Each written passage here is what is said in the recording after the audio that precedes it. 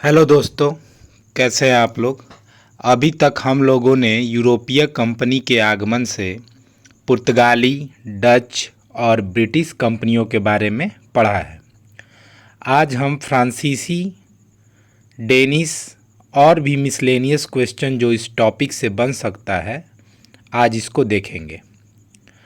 फिर से एक बार मैं अपने बात को आप लोगों के समक्ष रखना चाहता हूँ कि इस क्लास को देखने के बाद और पिछली इस टॉपिक के 3 पार्ट को देखने के बाद आपको कभी भी किसी बुक को देखने की ज़रूरत महसूस नहीं होगी, क्योंकि मेरे इस वीडियो और पिछली जो भी वीडियोज हैं उनमें लूसेंट्स, क्राउन, एनसीईआरटी, घटनाचक्र पूर्वावलोकन, परीक्षावाड़ी, स्पेक्ट्रम, बिपिन चंद्रा और जितनी भी महत्वपूर्ण बुक हैं इन सभी पुस्तकों का निचोड़ है।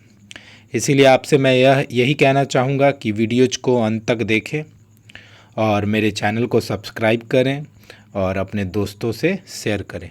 तो चलिए स्टार्ट करते हैं आज का टॉपिक, जो कि आज हमें फ्रांसीसियों के बारे में पढ़ना है। क्वेश्चन नंबर 1 है कि कौन सी यूरोपीय कंपनी पूर्णतः राज्य के अधीन थी। तो ये कंपनी फ्रांसीसी कंपनी थी जो कि पूर्णतः राज्य के अधीन थी। डच कंपनी भी राज्य के अधीन थी, लेकिन इससे ज़्यादा नहीं, क्योंकि ये पूर्णतः राज्य के अधीन थी फ्रांसीसी कंपनी। क्वेश्चन नंबर 2 देखते हैं, फ्रांसीसी ईस्ट इंडिया कंपनी की स्थापना किस वर्ष हुई। तो ऑप्शन है 1660, 1662, 1664, 1666। तो आंसर होगा 1664 ईस्वी। व्याख्या है कि फ्रांस के सम्राट लुई 14वें के मंत्री कॉल्बर्ट द्वारा 1664 ईस्वी में फ्रेंच ईस्ट इंडिया कंपनी की स्थापना हुई, जिसे कंपनी देश इंदसे ओरिएंटलेस कहा गया। क्वेश्चन नंबर 3 देखते हैं कि भारत में फ्रांसीसियों ने अपना सबसे पहला कारखाना किस स्थान पर लगाया। ऑप्शंस है सूरत, पुलिकट, कोचीन और कासिम बाजार। तो आंसर सही आंसर होगा सूरत। व्याख्या देख लीजिए, 1667 ईस्वी में फ्रांसिस कैरो के नेतृत्व में एक अभियान दल भारत के लिए रवाना हुआ, जिसने 1668 ईस्वी में सूरत में अपनी पहली व्यापारिक कारखाने की स्थापना की। तो फ्रांसीसियों का पहला कारखाना कहाँ पर लगाया गया, तो 1668 ईस्वी में सूरत में।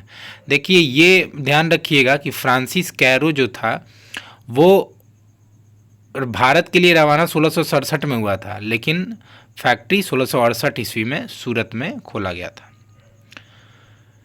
क्वेश्चन नंबर 4 देखते हैं कि भारत में फ्रांसीसियों ने अपना दूसरा कारखाना किस स्थान पर लगाया। पहला कारखाना तो जनरली लोगों को याद होता है, लेकिन दूसरा कारखाना कहाँ पे स्थापित किया और किस ईस्वी में स्थापित किया ये जनरली याद नहीं होता है। तो इस क्वेश्चन को देख लीजिए, फ्रांसीसियों ने अपना दूसरा कारखाना किस स्थान पर लगाया। तो आंसर होगा मसूलीपट्टनम।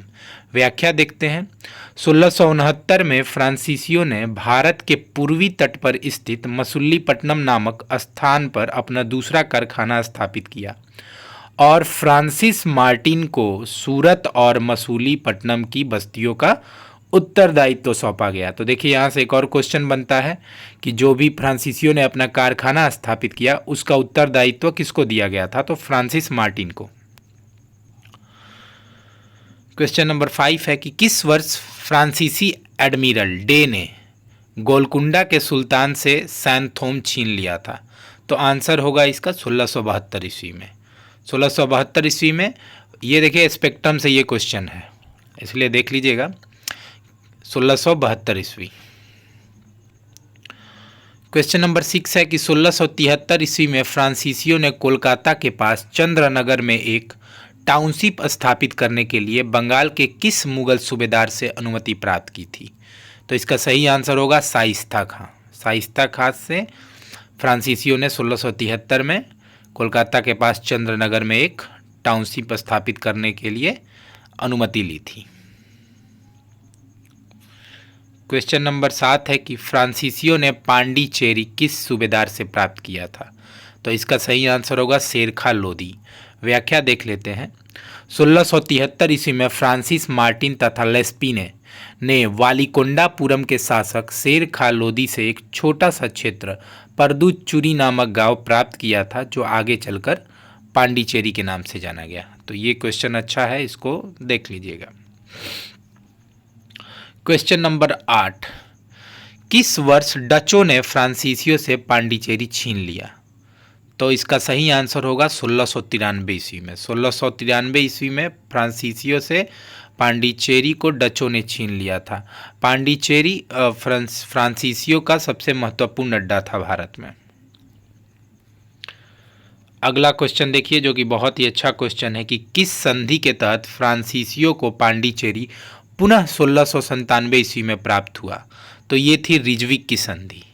रिजविक की संधि से फ्रांसीसियों को पांडिचेरी पुनः 1697 ईस्वी में प्राप्त हुआ, जिसको डचों ने 1693 ईस्वी में छीन लिया था। क्वेश्चन नंबर 10 है कि किस वर्ष फ्रांसीसी कंपनी ने मुगल गवर्नर से बंगाल स्थित चंद्रनगर प्राप्त किया? तो इसका सही आंसर हुआ 1690 ईस्वी। क्वेश्चन नंबर 11 है कि फ्रांसीसियों द्वारा अधिकार किए गए क्षेत्र और उनके वर्ष के सही मिलान को चिन्हित करें। कि फ्रांसीसियों ने किस क्षेत्र पर किस वर्ष कब्जा किया था, इसके लिए ये दिया गया है। तो मॉरिशस 1721 ईस्वी, मालाबार क्षेत्र में स्थित माही 1725 ईस्वी, कारिकाल 1739 ईस्वी। उपयुक्त सभी, ये सभी मिलान अपने आप में सही है, क्योंकि फ्रांसीसियों द्वारा मॉरिशस पर 1721 ईस्वी में अधिकार किया गया था, माही पर 1725 और कारिकाल पर 1739। क्वेश्चन नंबर 12 देखिए, डुप्ले जो भारत में फ्रांसीसी साम्राज्य स्थापित करना चाहता था कि गवर्नर के रूप में नियुक्ति किस वर्ष हुई? तो इसका आंसर होगा 1742। 1742 में डुप्ले की नियुक्ति हुई थी। क्वेश्चन नंबर 13 है कि अंग्रेजों और फ्रांसीसियों के बीच कर्नाटक क्षेत्र में कुल कितने युद्ध हुए जिन्हें आंग्ल फ्रांसीसी युद्ध या कर्नाटक युद्ध कहा गया? तो टोटल 3 आंग्ल फ्रांसीसी युद्ध हुए थे। व्याख्या देखिए, अंग्रेजों और फ्रांसीसियों के बीच कर्नाटक क्षेत्र में कुल 3 युद्ध हुए। फ्रेंच ईस्ट इंडिया कंपनी तथा ब्रिटिश ईस्ट इंडिया कंपनी के बीच संघर्ष का मुख्य कारण व्यापार पर एकाधिकार और राजनीतिक नियंत्रण था। क्वेश्चन नंबर 14 है कि निम्नलिखित में से प्रथम कर्नाटक युद्ध का कौन सा तात्कालिक कारण था? इसका सही आंसर है अंग्रेजों द्वारा फ्रांसीसी जहाज़ों का अधिग्रहण।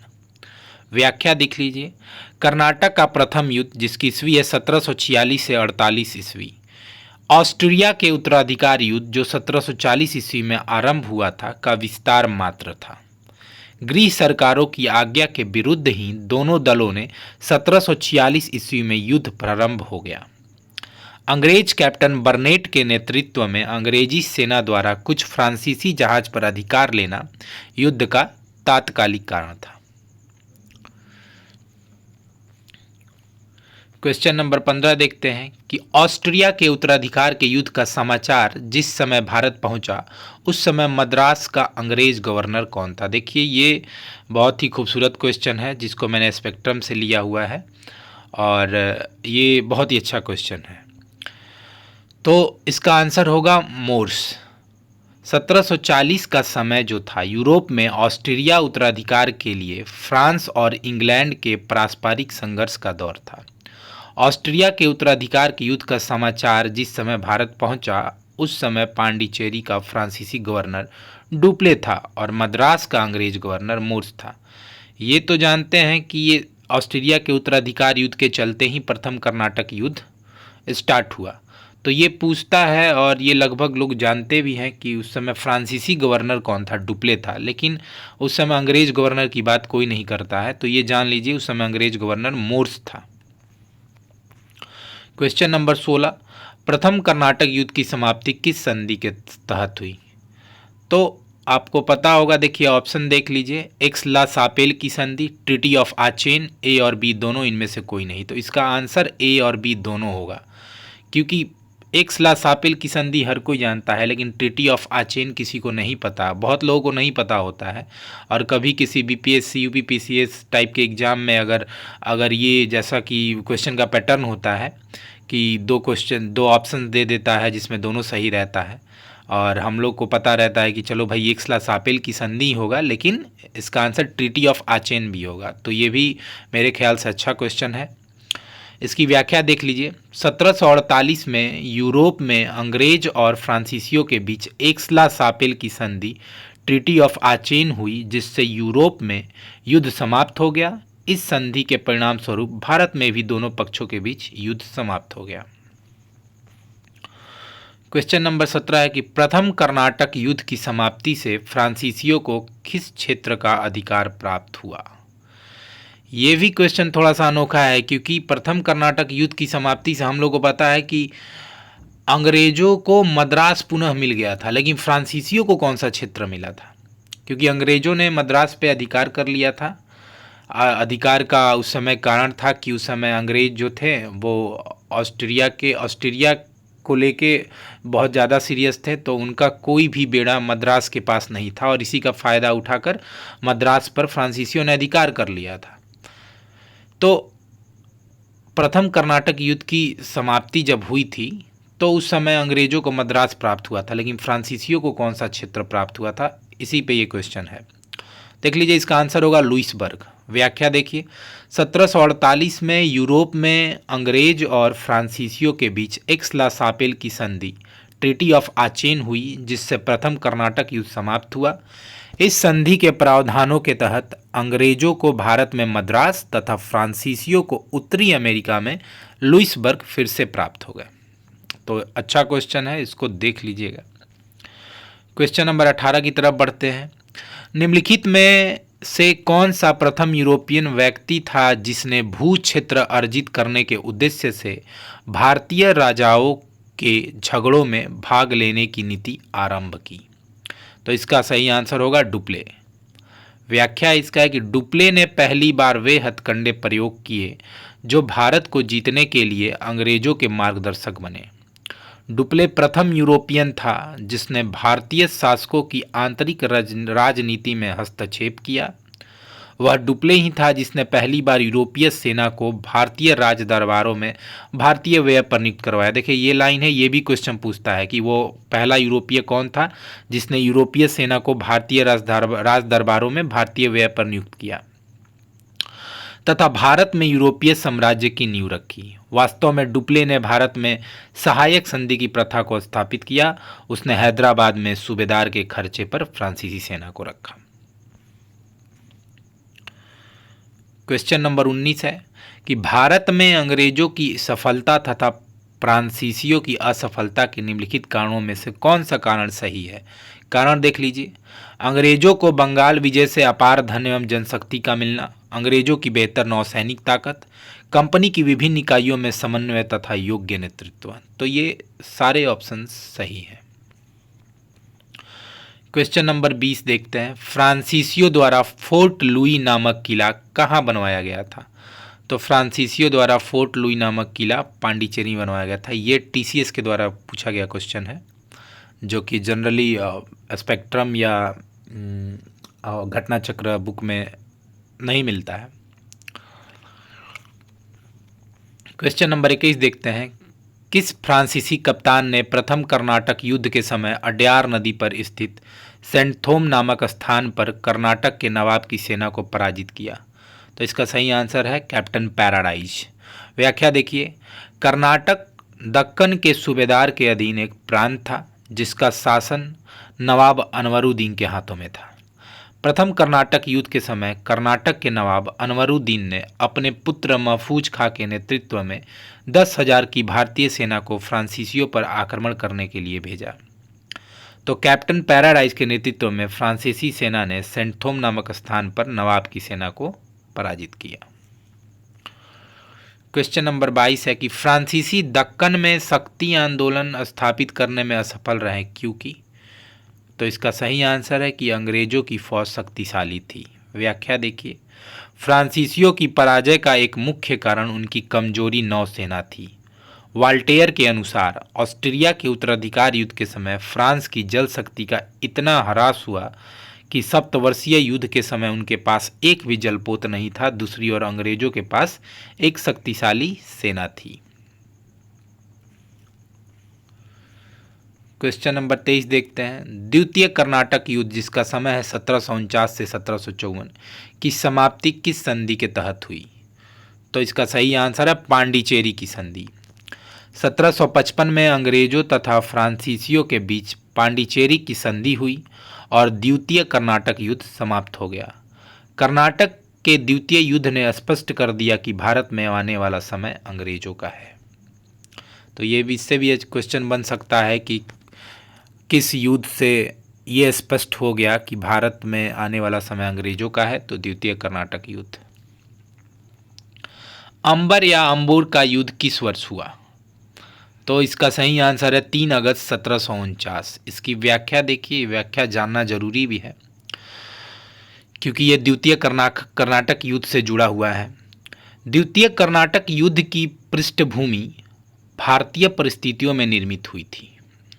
अंग्रेजों ने हैदराबाद में नासिर जंग का तथा कर्नाटक में अनवरुद्दीन का साथ दिया, जबकि फ्रांसीसियों ने कर्नाटक में चंदा साहब का और हैदराबाद में मुजफ्फर जंग का साथ दिया। मुजफ्फर जंग, चंदा साहब तथा फ्रांसीसियों की संयुक्त सेना ने वेल्लूर के समीप अंबर नामक स्थान पर कर्नाटक के नवाब अनवरुद्दीन को पराजित कर उसकी हत्या कर दी। अनवरुद्दीन का पुत्र मुहम्मद अली युद्ध क्षेत्र से भाग गया। इस तरह कर्नाटक पर चंदा साहब का अधिकार हो गया और मुजफ्फर जंग दक्कन का सूबेदार बन गया।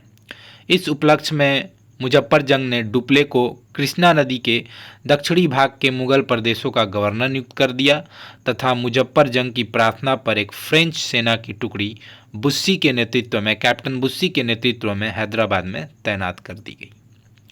तो ये अंबर का युद्ध द्वितीय कर्नाटक युद्ध से जुड़ा हुआ है। इसी युद्ध में कर्नाटक के नवाब अनवरुद्दीन की हत्या हो जाती है और मुजफ्फर जंग दक्कन का सूबेदार बन जाता है। क्वेश्चन नंबर 25 कह रहा है कि डुप्ले के बाद भारत में फ्रांसीसी गवर्नर किसे बनाया गया? तो इसका सही आंसर है गुडेहू। द्वितीय कर्नाटक युद्ध में अंग्रेजों को मिली सफलता के बाद फ्रांसीसी सरकार ने 1754 ईस्वी में डुप्ले को फ्रांस बुला लिया तथा उसकी जगह गुडेहू को भारत में अगला फ्रांसीसी गवर्नर बनाया गया। क्वेश्चन ये भी कितनी बार पूछा हुआ है कि डुप्ले को फ्रांसीसियों ने डुप्ले को किस वर्ष भारत से बुला लिया था? तो 1754 ईस्वी में। क्वेश्चन नंबर 26 देखते हैं कि तृतीय कर्नाटक युद्ध जिसका समय है 1758 से 63 के कारण क्या थे? तो इसका सही आंसर है कि सप्तवर्षीय युद्ध एवं औपनिवेशिक कारण। व्याख्या देखते हैं। यूरोप में जब ऑस्ट्रिया 1756 में सिलेसिया को हासिल करना चाहता था, फ्रांसीसियों और अंग्रेजों के बीच सप्तवर्षीय युद्ध 1756-1763 शुरू हो गया। इस युद्ध ने एक बार फिर भारत में अंग्रेजों और फ्रांसीसियों के बीच युद्ध का वातावरण उपस्थित कर दिया, जो कि तृतीय कर्नाटक युद्ध 1758 से 1763 के बीच लड़ा गया। तो ठीक है, पहला तो कारण है तृतीय कर्नाटक युद्ध का सप्तवर्षीय युद्ध जो कि 1756 से 1763 में यूरोप में स्टार्ट हुआ था, और दूसरा कारण है औपनिवेशिक कारण। हर यूरोपीय शक्ति अपना औपनिवेश बढ़ाना चाहते थे, जिसके चलते ये युद्ध हुआ। क्वेश्चन नंबर 27 कह रहा है कि भारत में अंग्रेजों के बढ़ते वर्चस्व को रोकने के लिए फ्रांसीसी सरकार ने किस सेनापति को एक विशाल सेना के साथ 1758 में भारत भेजा? तो इसका सही आंसर है काउंट डी लाली। व्याख्या देखते हैं। लाली ने भारत में आने के बाद सबसे पहले अंग्रेजों की बस्ती फोर्ट सेंट डेविड पर घेरा डाला और जून 1758 में उस पर कब्जा कर लिया। फोर्ट सेंट डेविड को जीतने के बाद लाली ने तंजावुर का घेरा डाला। क्वेश्चन नंबर 28, किस वर्ष अंग्रेजों ने बंगाल में फ्रांसीसियों की महत्वपूर्ण बस्ती चंद्रनगर पर अधिकार कर लिया था? तो 1757 ईस्वी। देखिए, फ्रांसीसियों की बंगाल में महत्वपूर्ण बस्ती थी चंद्रनगर, जिस पर अंग्रेजों ने 1757 में कब्जा किया था। व्याख्या देखते हैं। 1757 में रॉबर्ट क्लाइव ने वाटसन के सहयोग से बंगाल में फ्रांसीसियों की महत्वपूर्ण बस्ती चंद्रनगर पर अधिकार कर लिया था। क्वेश्चन नंबर 29 देखते हैं। किस संधि के तहत तृतीय कर्नाटक युद्ध की समाप्ति हुई? तो इसका सही आंसर है पेरिस की संधि। व्याख्या है। 1763 में हुई पेरिस संधि के द्वारा तृतीय कर्नाटक युद्ध समाप्त हुआ। इस संधि के द्वारा अंग्रेजों ने चंद्रनगर को छोड़कर शेष अन्य प्रदेशों को फ्रांसीसियों को लौटा दिया, जो 1749 ईस्वी तक फ्रांसीसी कब्जे में थे। ये प्रदेश बाद में भारत की आज़ादी तक फ्रांसीसियों के कब्जे में रहे।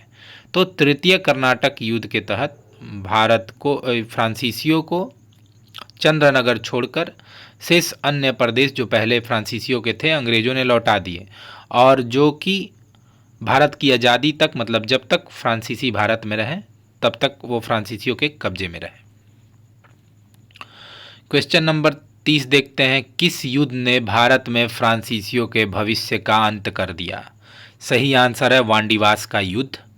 व्याख्या देखते हैं। 1760 में अंग्रेजों तथा फ्रांसीसियों के बीच वांडीवास नामक स्थान पर एक युद्ध हुआ, जिसमें आयरकुड के नेतृत्व में अंग्रेजी सेना ने काउंट लाली के नेतृत्व वाली फ्रांसीसियों को बुरी तरह पराजित किया। वस्तुतः इस युद्ध ने भारत में फ्रांसीसियों के भविष्य का अंत कर दिया।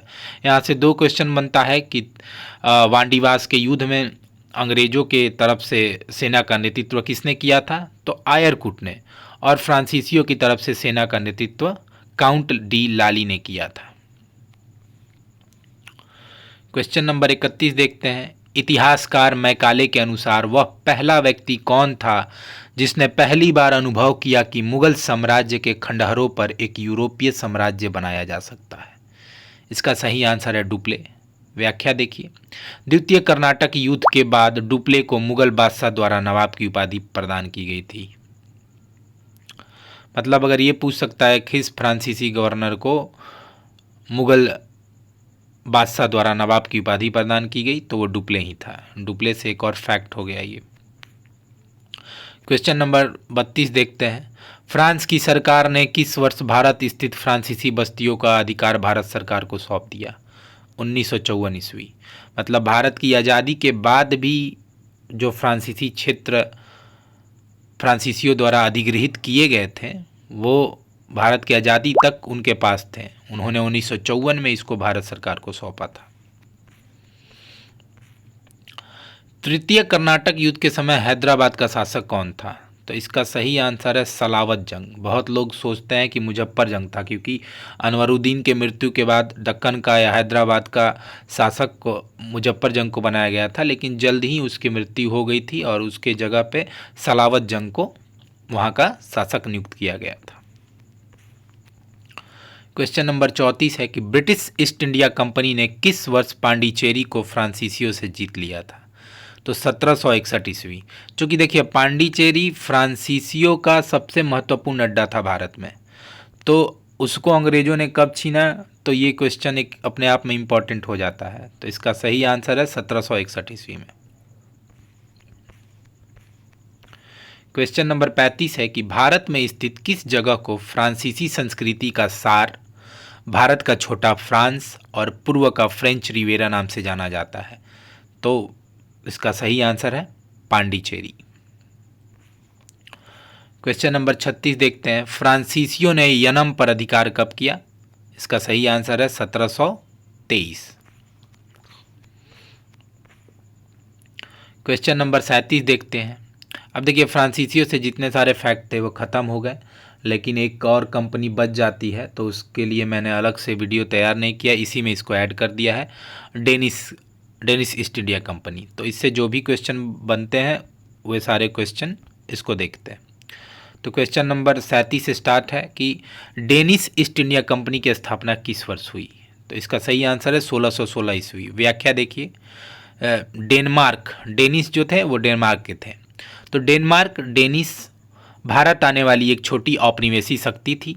डेनिस ईस्ट इंडिया कंपनी का गठन 1616 ईस्वी में हुआ था और उन्होंने 1620 ईस्वी में ट्रैंकोबार, जो कि तमिलनाडु में पड़ता है, तमिलनाडु के पूर्वी तट पर एक कारखाना स्थापित किया तथा अपने राजा फेडरिक V के सम्मान में 1755 में सेरामपुर, पश्चिम बंगाल के निकट फेडरिक नागौर नामक स्थान पर एक कॉलोनी स्थापित की। देखिए इस व्याख्या से भी 2-3 क्वेश्चन बनते हैं कि जब Danish East India Company Bharat में आई थी उस समय डेनिस राजा कौन था? तो फेडरिक V था। डेनिस ईस्ट इंडिया कंपनी का गठन कब हुआ? 1616 ईस्वी में। उन्होंने कब अपना पहला कारखाना स्थापित किया, तो 1620 में ट्रैंकोबार में।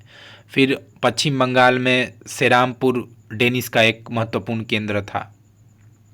तो इस तरीके से बहुत सारे क्वेश्चन बनते हैं, तो व्याख्या पढ़ना बहुत ही जरूरी है।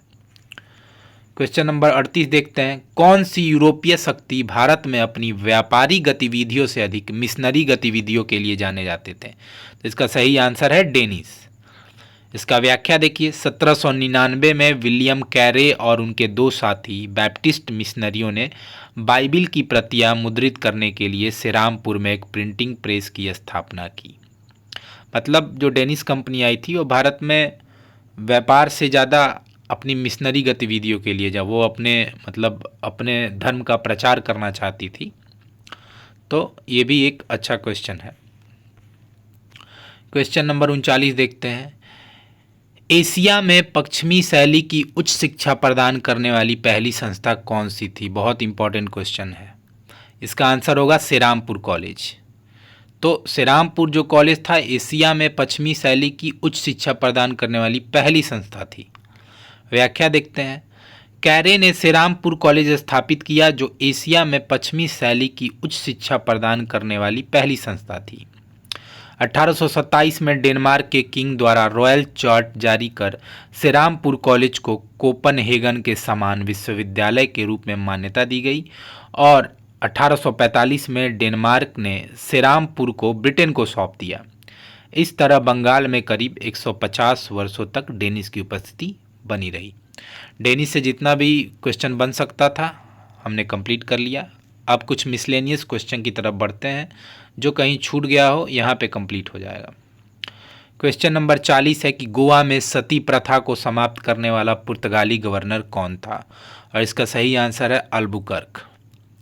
व्याख्या देखिए, अल्बुकर्क प्रथम यूरोपीय था जिसने भारत में सती प्रथा का विरोध किया था। क्वेश्चन नंबर 41 कह रहा है कि 17वीं शताब्दी के दौरान भारत के पश्चिमी तटीय क्षेत्र में अधिकतम व्यापार किनके नियंत्रण में था? तो इसका सही आंसर होगा पुर्तगाली। पुर्तगालियों के नियंत्रण में भारत के पश्चिमी तटीय क्षेत्र में अधिकतम व्यापार उनके नियंत्रण में था। क्वेश्चन नंबर 42 देखते हैं, यूरोप में आमतौर पर कपास के वस्त्रों को क्या नाम दिया गया था जो पुर्तगालियों द्वारा कालीकट से लाए गए थे? ये भी क्वेश्चन टीसीएस के द्वारा पूछा गया क्वेश्चन है, जो कि बहुत ही महत्वपूर्ण क्वेश्चन है। तो इसका सही आंसर होगा कैलिको।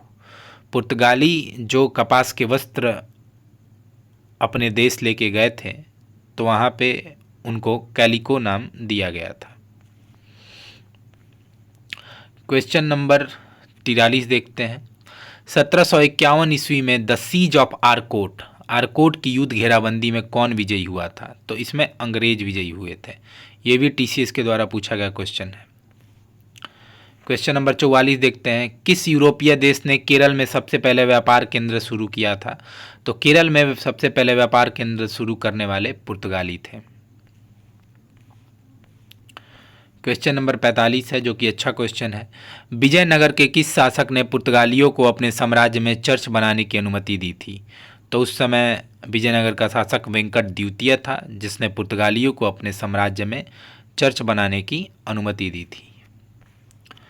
क्वेश्चन नंबर 46 देखते हैं, भारत में पुर्तगाली शासन को समाप्त करने वाले इंस्ट्रूमेंट ऑफ सरेंडर पर कब हस्ताक्षर किए गए थे? इसका सही आंसर है 19 दिसंबर 1961। चूँकि हम जानते हैं कि पुर्तगाली वो पहले यूरोपीय थे जो भारत में आए और